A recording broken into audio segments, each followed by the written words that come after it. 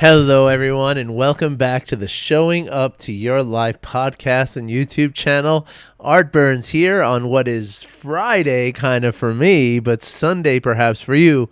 I don't know what day you're listening to this. I don't know what day you're watching this. So really, I don't know what day it is for you right now. But I'm recording this on a Sunday morning out here in Denver, Colorado.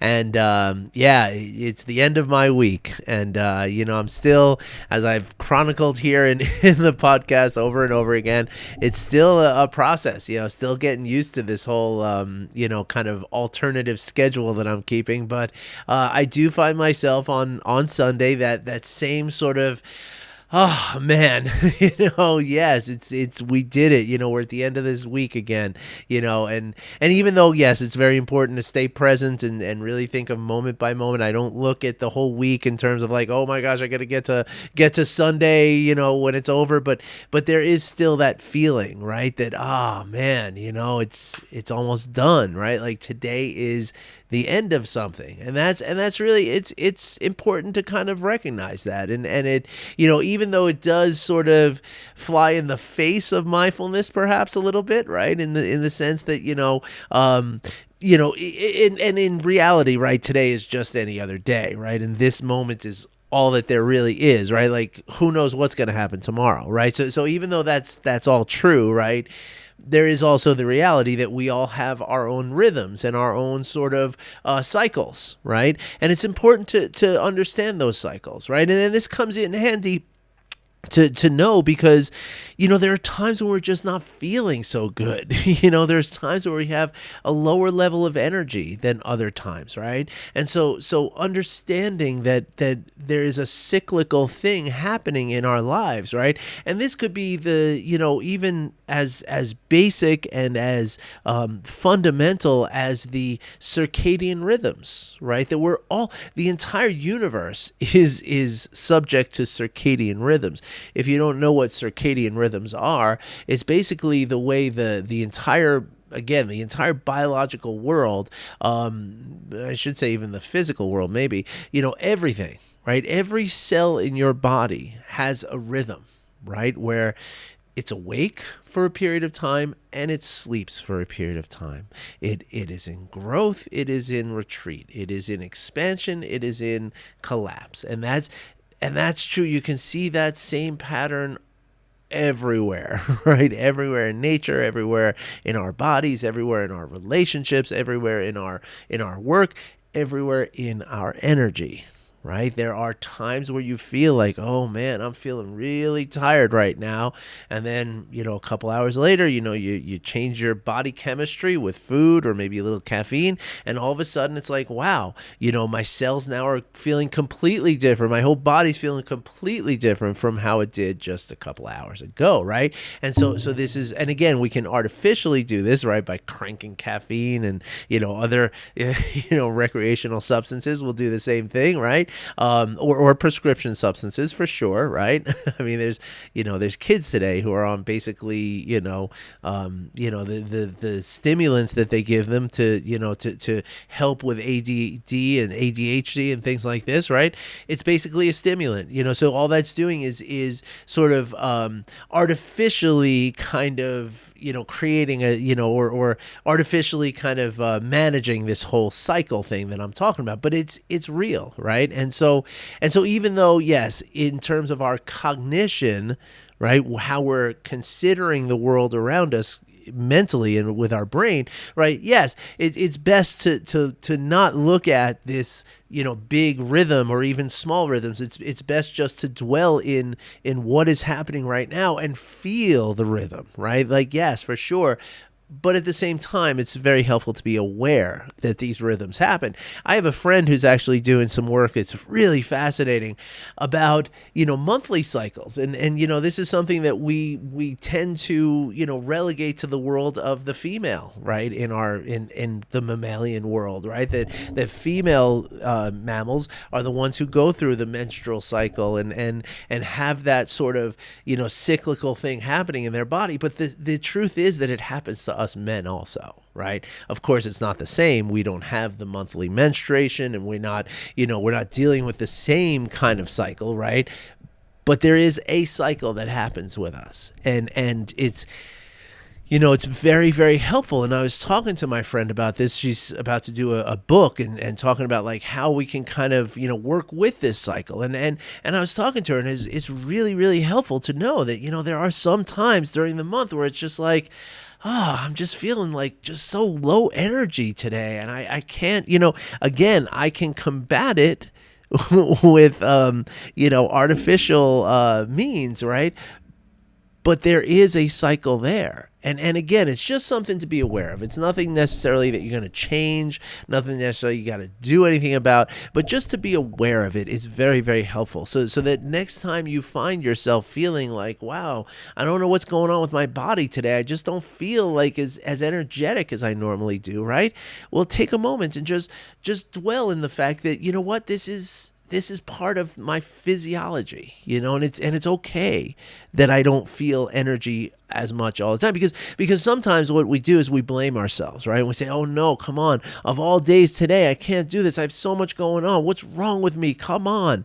And that's where we start to slide into a really, really deeper problem, right? And so again, when we're feeling a lack of energy, when we're feeling even some weird tension that we might be feeling, sure, you can check to see if, Mercury's in retrograde first, if you like. I mean, yeah, sure, but also check in with yourself, right? And just recognize that there are cycles that are happening.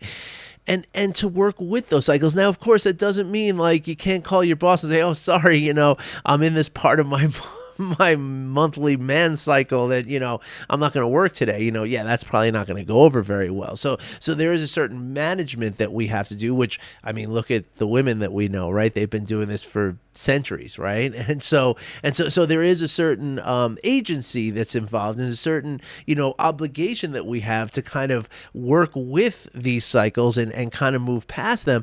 But even while you're doing that, you can still honor it. You can still honor the fact that, okay, yeah, I'm going to push through this, and I'm going to really kind of work on it and work through it, right? But yeah, I feel it though. I feel that my energy is not, and so then be a little bit patient with yourself, right? Be a little kind to yourself, right? Say, okay, you know what? You might make mistakes today. Right? You might not just be 100%. You're going to try. You're going to get through it. You're going to perform to the base level that you need to perform. But today is probably not going to be the day where you knock it out of the park. Today might not be that day for you, and that's okay. Right? Because you can't be a superstar every single day. It's just nobody is. Nobody is. We all need time where we're at rest. Again, that's the circadian rhythm. And so many of us, and me for so many years, right? Like I ignored this completely, right? I lived a completely artificial life this way, where I would just take all kinds of stimulants all day long to keep myself revved up and performing it at my optimal energy. And that just means how I felt, right? Doesn't mean that I was doing everything well. It doesn't mean that I wasn't making mistakes. It doesn't mean that I wasn't really showing up, like all those things are true. And so it's just something to kind of pay attention to, which is what we do here, right? We pay attention, and that's all that we do. And that's really, it's not like that's all you need to do, right? Again, yeah, you got to go to work, you got to buy food, you got to pay rent, you got to keep the power on and all that kind of stuff, right? But at the same time, right, it is just kind of allowing ourselves to be in the flow of all of it, right? And to be in the flow of all of it, you got to be here and be now with it, right? And that simply requires our attention. So when I say that's all we need to do, that's what I mean, right? That if I can just attend to the present moment all the time, and generally speaking, things are going to fall into place. Generally speaking. And now here is where the openness of mindfulness comes in, right? The curiosity that we can allow ourselves to, okay, what happens if I just pay attention? What changes happen naturally, what things arise naturally. And watch and pay attention. And that, and I say all this, but really you don't have to worry about any of this, right? All if you just practice mindfulness, which is just paying attention without judgment in the present moment, then all of this other stuff is going to fall into place, right? It's not like you have to do anything, right? You just got to be. So today I want to talk about something that's a little different from what when I started out here, and that's nothing new, right? You all know that. What I want to talk about today is hydration, for sure. I mean, always keep hydrated. I don't care where you are, what you're doing. Hydration is just absolutely vital, so keep hydrated. But that's not really what I wanted to talk about today. For all of you on the podcast, I just took a sip of water. That's what made me think of hydration and talk about that for a second. But what I want to talk about today is again, when we dwell in the present moment, right? When we're really paying attention to what is happening in the present moment, right? And we apply that to our relationships, right? We apply that to the connection that we have to other people in our lives, right? Because we do, right? Even if you live a relatively solitary life, I'm sure there are still some people with whom you are connected, right? But by and large, most of us live lives that are very socially active, right? We have lots of friends, we have coworkers, we have, and again, even if you don't have lots of friends, you probably got a couple of friends, you probably have some coworkers, you probably go to the store once or twice a week and pick out groceries, and in that process, you are experiencing other people, right? Now, the reason I bring this up today is because there's an aspect of the mind that is often kind of overlooked, right? Most of us tend to think of our mind as something that's purely internal, right? Which technically it is, right? It's, our mind is part of our physiological existence, right? There's, as I said yesterday, there's lots of different theories about what the mind really is, and there's lots of different sort of proposed definitions of the mind and sort of categorizations of the mind, but there's no unified agreed upon thing that everybody says, okay, this is what the mind is. As I mentioned the other day, many people will say that that if somebody does come up with something, then they're going to win the Nobel Peace Prize, right? Because it's that elusive, right? We're all trying to figure out what the mind is, and there's lots of different sort of opinions and theories and all that kind of stuff, right? But most of us do consider the mind as something that is internal, right? It exists inside our bodies, right? And I agree with that, right? And so let's kind of go with that for a second, right? Because the reason I bring that up is because when we consider the mind as a purely internal thing, right? We lose the understanding that our mind, as well as our physical brain even, right, and our nervous system and our physiological, body, like our heartbeat, our digestive system, our, everything, right? It's not just internal, right? It is actually, well, even though it is internal, it is impacted by the external. And not just impacted, it is shaped. It is formed by our experiences. Okay? Now, I talk a lot about that sort of early life programming that every single human being, every single mammal on Earth goes through a programming as young beings, right? Now, for humans, that period of time is roughly the first 7 years of our lives. Okay, so in those first 7 years, right, what we're doing is we're forming our mind by the external experiences that we're having. Now, I say that this happens in the first 7 years of life. It doesn't stop happening once you turn 8 right? Or the day after your 7th birthday. It doesn't stop happening then, right? It continues to happen. And that's the important thing to recognize, right? Is that it's not something that is, okay, I'm me and that's it. I'm never going to change, right? We know from, even just in terms of our internal, like, even if we were, in a isolation tank of some sort, right? We would still be subject to changing, right, in our brain, right? Neuroplasticity says that whatever it is that we do over and over and over again is actually changing the structure of our brain, right? There's some new research going on about memory that is just going to blow your mind. I'm going to talk about that next week. That actually memories are not, as much as we believe that our memories are these, like, almost like a computer file, right? Like, okay, search my memory. Okay, that's the thing. Let me call this memory up and look at it, right? It's not that way at all, right? In fact, it's the remembering of the memory that is the memory. We'll get into that later. Okay, it's a little bit of a mind boggle there, but we'll get into that in a few days, right? But the point is, right, that we are constantly changing, we're constantly adapting, right?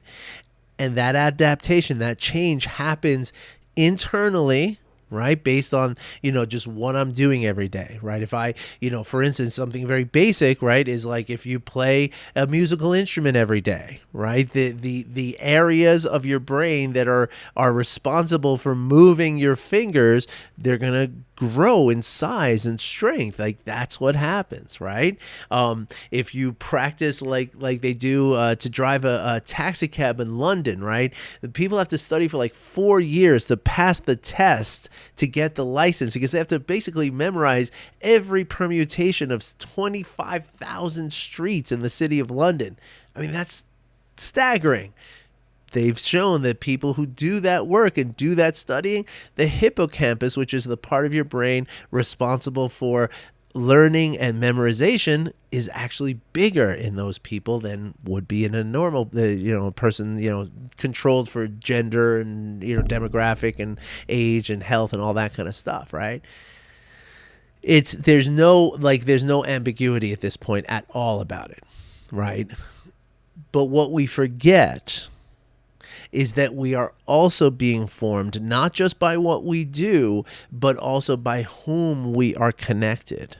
Okay, and this is an important thing to understand, right? Because yes, it means that if we surround ourselves with people who are supportive and loving and positive and encouraging, that's what we're going to become, right? And so even on a very basic level, like, kind of, who are you surrounding yourself with, right? That's an important part of this, right?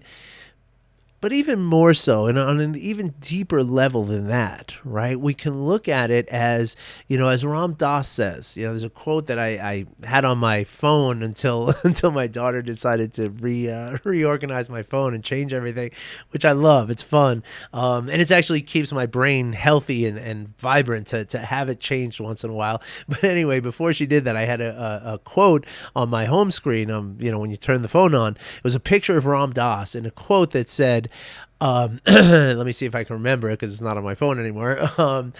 I help others in order to work on myself, and I work on myself in order to help others. To me, that's what the emerging game is all about, right?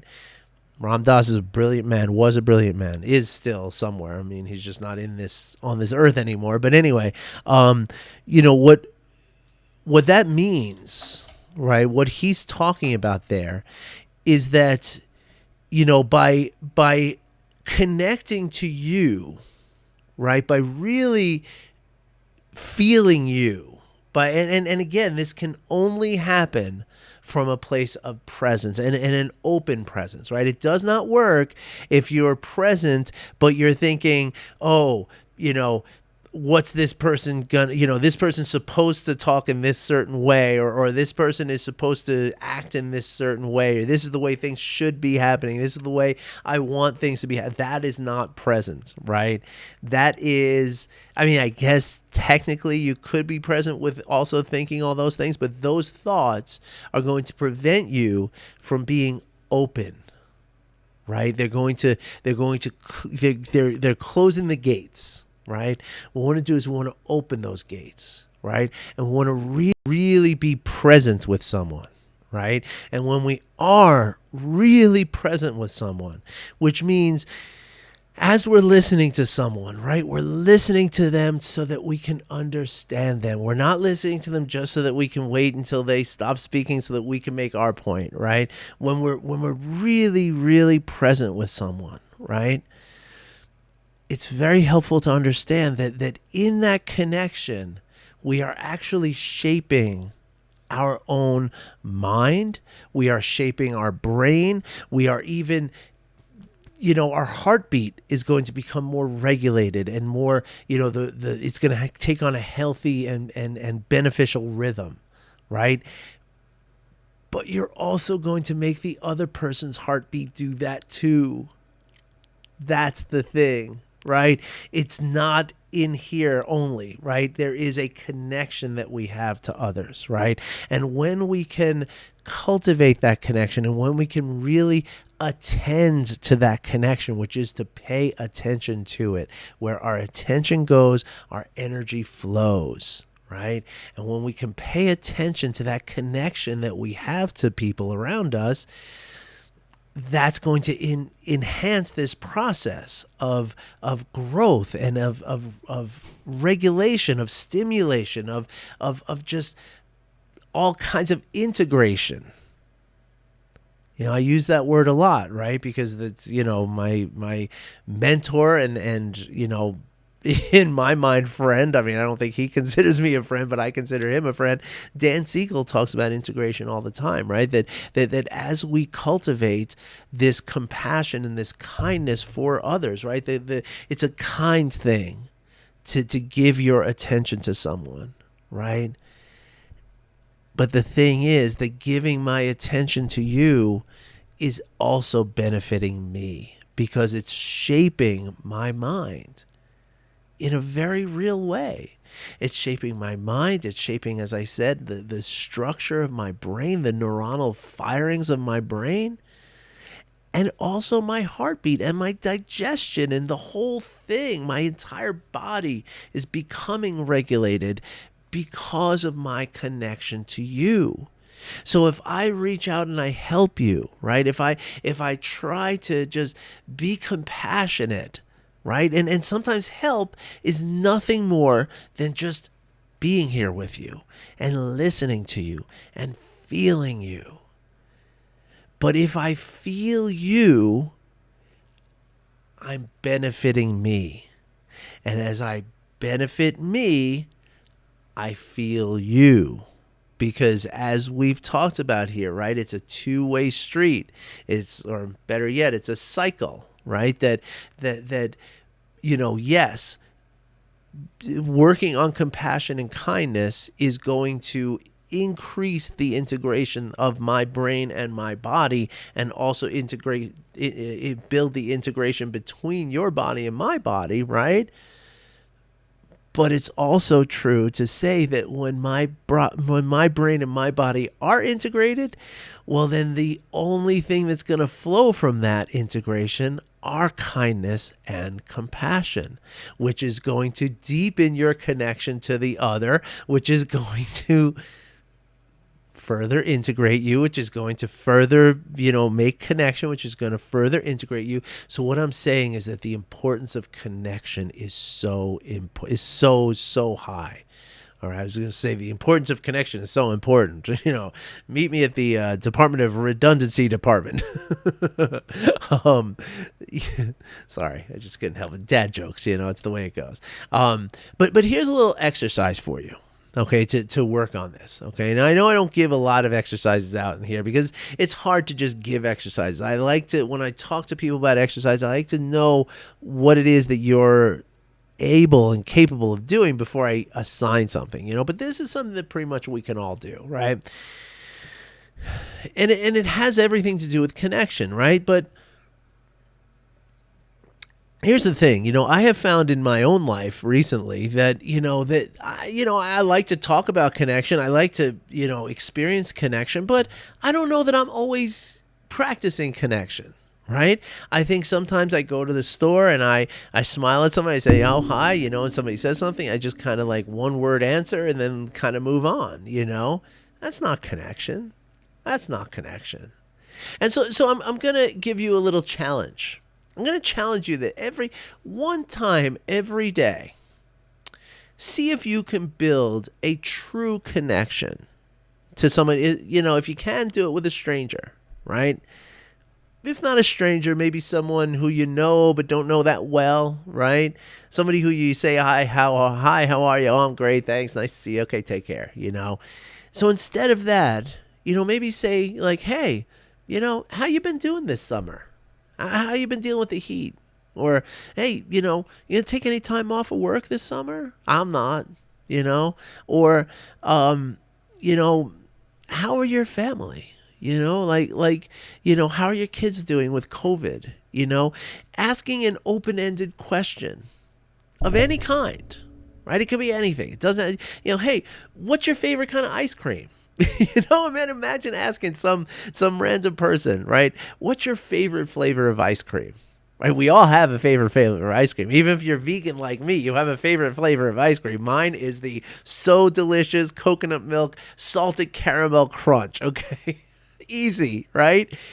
But now, if I answered that, you might say, "Oh, you're vegan? I had no idea you were vegan. What made you decide to go vegan?"